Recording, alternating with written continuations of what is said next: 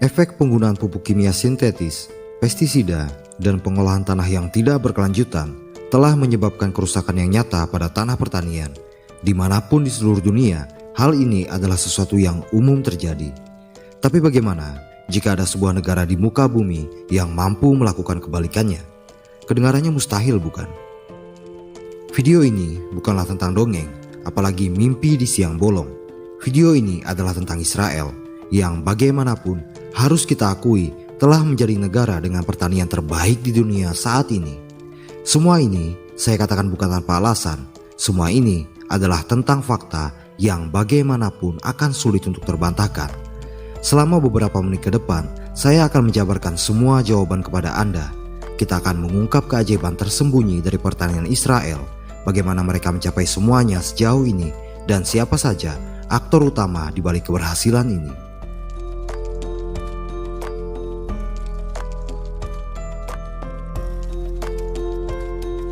Saat kita membicarakan pertanian terbaik di dunia, kebanyakan orang akan mengarahkan topik mereka ke pertanian modern di Belanda, Jepang, atau Cina.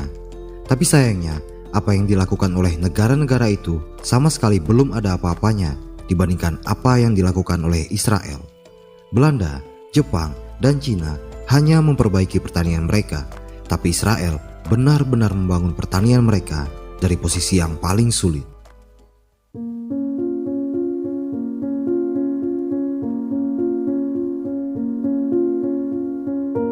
Antara tahun 1882 sampai tahun 1885 terjadi migrasi Yahudi ke tanah Palestina yang saat itu masih merupakan provinsi dari kerajaan Ottoman. Mayoritas dari mereka merupakan Yahudi yang datang dari Eropa Timur dan sebagian kecil berasal dari Yaman. Pada awalnya, mereka tinggal di tanah-tanah milik pemodal Zionis Internasional. Salah satu konsentrasi terpadat imigran Yahudi pada saat itu bertempat di tanah milik bankir Prancis, Baron Edmond James de Rothschild. Wilayah itu merupakan wilayah gersang tak berpenghuni yang dahulu disebut sebagai Almansia dan di kemudian hari dikenal dengan nama Degania Alif. Hidup benar-benar tidak mudah bagi mereka pada saat itu. Tinggal di tempat tak menjanjikan kehidupan membuat banyak dari mereka terpaksa hanya mengandalkan hidup pada bantuan pendanaan dari pemodal Zionis Internasional. Tapi itu tak berlangsung lama. Sekitar tahun 1890, mereka mendirikan sebuah komunitas kecil yang disebut sebagai kibbutz.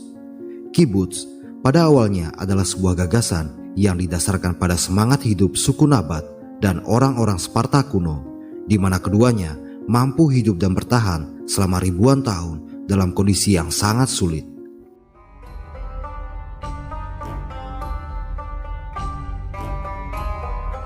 Suku Nabat atau Nabatean adalah kelompok yang hidup dengan sangat makmur, meskipun mereka menjalani seluruh sejarah peradaban mereka di gurun gersang dan wilayah berbatu. Dasar-dasar kehidupan suku Nabat dilandasi dengan kebersamaan, di mana kepentingan kelompok lebih tinggi daripada kepentingan pribadi. Mereka adalah kelompok yang sangat cerdik dalam mempertahankan hidup, di mana bahkan mereka mampu mengalirkan air ke tempat yang sangat kering seperti gurun.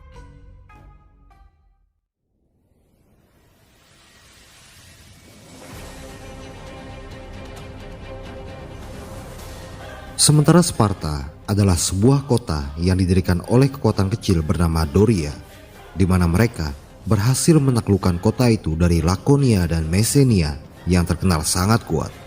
Meskipun lebih kecil, pemerintahan Sparta terkenal tidak takut dengan siapapun, bahkan dengan kekuatan besar seperti Persia sekalipun. Setiap anak muda di Sparta akan dididik menjadi militer. Mereka siap bertempur sampai mati untuk mempertahankan pemerintahannya. Dari sinilah lahir istilah Demos Kratos atau kekuatan rakyat, yang kemudian di Athena diadopsi sebagai sistem politik yang didasarkan pada kehendak rakyat, demokrasi. Jadi secara sederhana, kibbutz dapat diartikan sebagai semangat untuk membangun peradaban dengan dasar kebersamaan seperti suku Nabat dan prinsip demokrasi seperti orang-orang Sparta. Sementara dalam bentuk jamak, kibbutz dapat disimpulkan sebagai tempat-tempat pemukiman kolektif dengan sistem kepemilikan bersama, di mana orang-orang di dalamnya saling mendukung satu sama lain dengan struktur dasar demokrasi. Sekitar awal abad ke-20, komunitas kibuts mulai meluas di tanah Palestina seiring dengan pertambahan migrasi Yahudi dari Eropa. Sampai periode ini, ada lebih dari 20 kibuts yang terbentuk dan semuanya merupakan kibuts pertanian, di mana semua orang saling bekerja sama dan saling berbagi dalam banyak hal. Kepentingan komunitas adalah segalanya. Tujuan akhir mereka adalah untuk mencapai kesetaraan antara satu sama lain.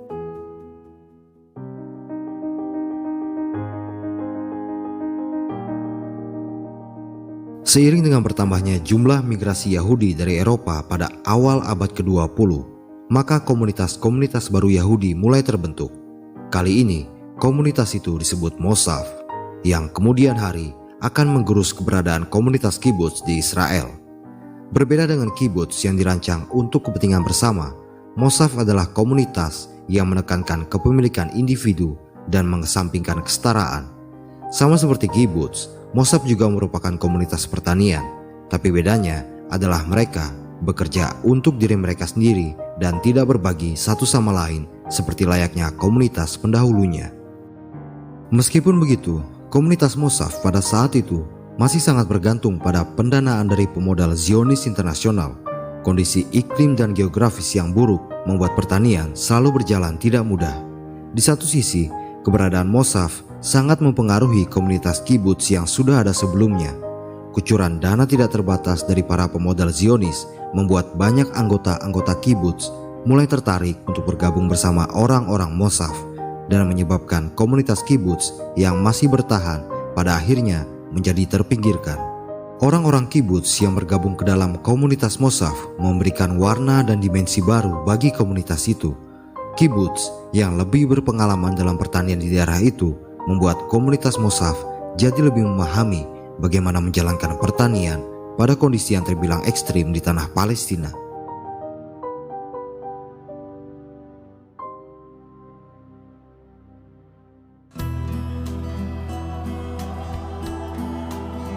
Oleh para pemodal Zionis internasional, Mosaf disebut sebagai pasukan yang akan membangun tanah yang dijanjikan. Oleh karena itu, komunitas dan pemukiman Mosaf terus berkembang saat memasuki tahun 1910 sampai 1920. Pertanian masih merupakan fokus utama komunitas Mosaf. Mereka mulai mendirikan koperasi-koperasi pertanian yang akan sangat membantu usaha mereka. Pabrik-pabrik yang memproduksi sarana pertanian dan mengelola hasil pertanian juga terus didirikan. Kemakmuran mulai terlihat sejak saat itu, yang membuat mereka semakin dekat dengan cita-cita dari pemodal Zionis internasional. Meskipun semuanya berjalan dengan sangat baik, tapi ada cerita lain yang terus menghantui komunitas pertanian Mosaf saat itu, yaitu masalah air. Bagaimanapun, mereka telah datang ke tempat yang sepanjang sejarah selalu mengalami masalah kekurangan air. Kebanyakan tempat yang mereka tinggali memang merupakan tempat dari sisa-sisa peradaban yang telah hancur sebelumnya. Mendapatkan air dengan cara tradisional mungkin mampu untuk mencukupi komunitas yang kecil, tapi saat komunitas itu tumbuh menjadi lebih besar, tentu cara ini menjadi semakin sulit dan kurang efisien.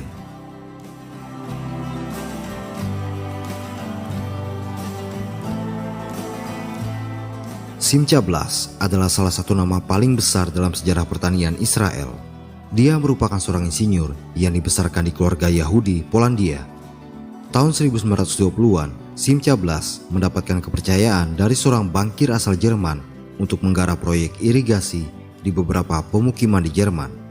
Hanya dalam waktu 5 tahun, proyek itu berhasil dengan sangat baik. Prestasi inilah yang membuat dirinya mendapat kepercayaan dari pemodal Zionis internasional untuk menggarap sebuah proyek irigasi besar-besaran di wilayah pertanian dan pemukiman Yahudi di tanah Palestina. Dengan dukungan dana dari bank-bank besar Eropa, pada tahun 1930, Simcha Blas didatangkan ke wilayah yang kelak akan menjadi negara Israel itu. Setibanya di sana, Blas mulai bekerja dan merancang saluran air modern pertama di lembah Yordan. Tahun 1937, bersama Levi Solnik, Simcha Blas mendirikan perusahaan air yang diberi nama Mekorot. Mekorot ini yang di kemudian hari menjadi perusahaan air nasional di Israel. Misi pertama Mekorot adalah membangun pemukiman di Gurun Negev. Untuk melakukan usaha besar itu, Blas membeli pipa-pipa besar dari Inggris. Proyek itu berhasil dengan sempurna. Pada 6 Oktober 1946, dunia dikejutkan dengan berita bahwa telah ada 11 pemukiman di Gurun Negev dengan sistem irigasi dan pertanian yang lengkap.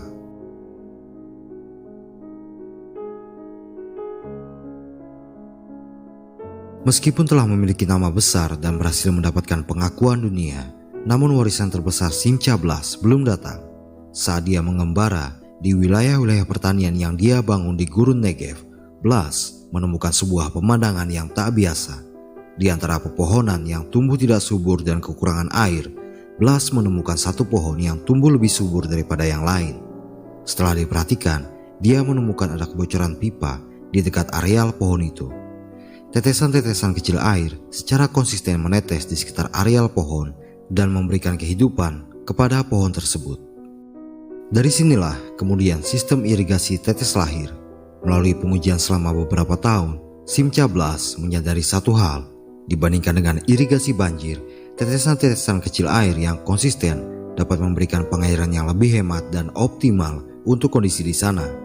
Ini menghemat kebutuhan air tanaman secara signifikan dan sekaligus dapat meningkatkan efisiensi dan hasil panen. Terlebih lagi, pemupukan juga dapat dioptimalkan yang kemudian akan menjaga kelebihan pupuk agar tidak merusak lingkungan. Keberhasilan irigasi tetes mulai terasa di beberapa wilayah. Namun penggunaan pipa-pipa besi sebagai teknologi awal irigasi tetes membuat biaya untuk memproduksi sebuah sistem irigasi menjadi mahal. Tak ayal, hanya mereka yang mampu secara finansial yang dapat menggunakan teknologi itu. Kebanyakan dari mereka berasal dari komunitas Mosav.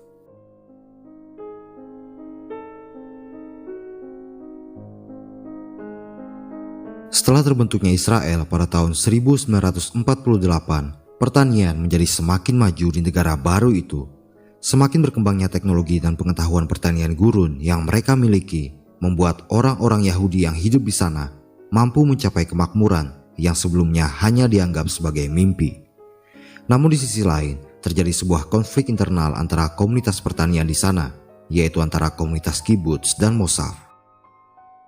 Karena pertanian di komunitas Mosav terlihat lebih berkembang dan menjanjikan masa depan, maka banyak dari teknologi dan fasilitas pertanian justru diprioritaskan untuk komunitas itu. Harga beberapa alat penunjang pertanian yang masih terbilang cukup mahal, seperti teknologi irigasi tetes, membuat kibbutz-kibbutz pertanian yang lemah dari sisi finansial menjadi semakin terpinggirkan. Melihat situasi ini, banyak pengusaha atau orang-orang kaya di Israel dan di luar Israel memutuskan untuk membeli hak atas komunitas-komunitas kibbutz yang masih tersisa. Secara sederhana, ini bisa dikatakan sebagai privatisasi kibbutz, di mana sebuah komunitas kibbutz akan didanai dan difasilitasi oleh seseorang dengan pembagian keuntungan yang telah disepakati. Meskipun banyak dari komunitas kibbutz tradisional yang memprotes privatisasi ini, namun ini sama sekali tak menghalangi upaya itu untuk terus berlangsung. Salah satu kibbutz yang diprivatisasi adalah Kibbutz Hatzerim di Negev. Privatisasi ini dilakukan oleh Simcha Blas. Tujuan dari privatisasi ini adalah untuk mengembangkan teknologi irigasi tetes agar menjadi lebih efisien dan tentunya lebih murah. Simcha Blas kemudian menemukan bahwa penggunaan plastik akan jauh lebih baik dalam penerapan irigasi tetes. Dari sinilah terbentuk sistem irigasi tetes yang kita kenal sekarang. Pada tanggal 10 Agustus 1965, Simcha Blas dan putranya memutuskan untuk menandatangani kontrak kerjasama dengan Kibbutz Hatzerim. Dari sini, kemudian lahir sebuah perusahaan yang disebut Netafim. Netafim kemudian memulai produksi pipa irigasi tetes pertama mereka pada tahun 1966. Target pasar utama mereka saat itu adalah komunitas Mosav yang secara finansial sudah sangat mandiri. Sejak itu, pertanian di gurun dan lahan kering semakin berkembang di Israel dan berhasil memikat banyak mata di dunia.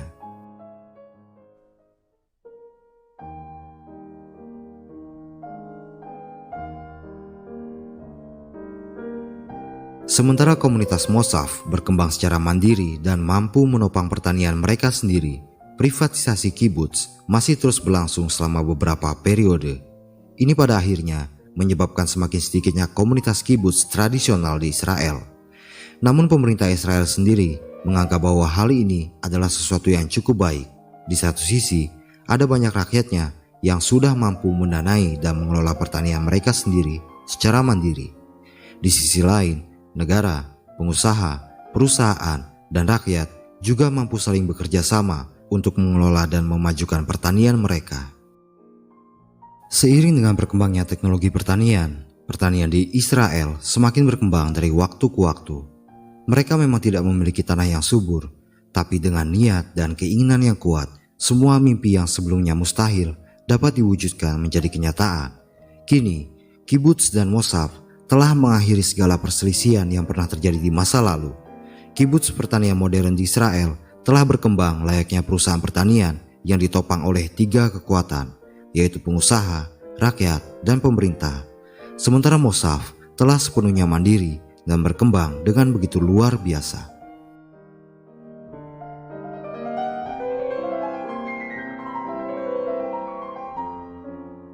Setiap negara perlu mematenkan jalannya sendiri. Terlepas dari berbagai isu yang berkembang, Israel adalah contoh nyata yang harus kita akui telah membangun kehidupan dari buruk menjadi sangat baik. Dengan pendekatan sejarah, filosofi, ideologi, dan multidisiplin, mereka mengubah kemustahilan menjadi keberhasilan. Sekarang, Israel, bagaimanapun, secara tidak terbantahkan, telah menjadi salah satu pelopor agroindustri terbaik di dunia.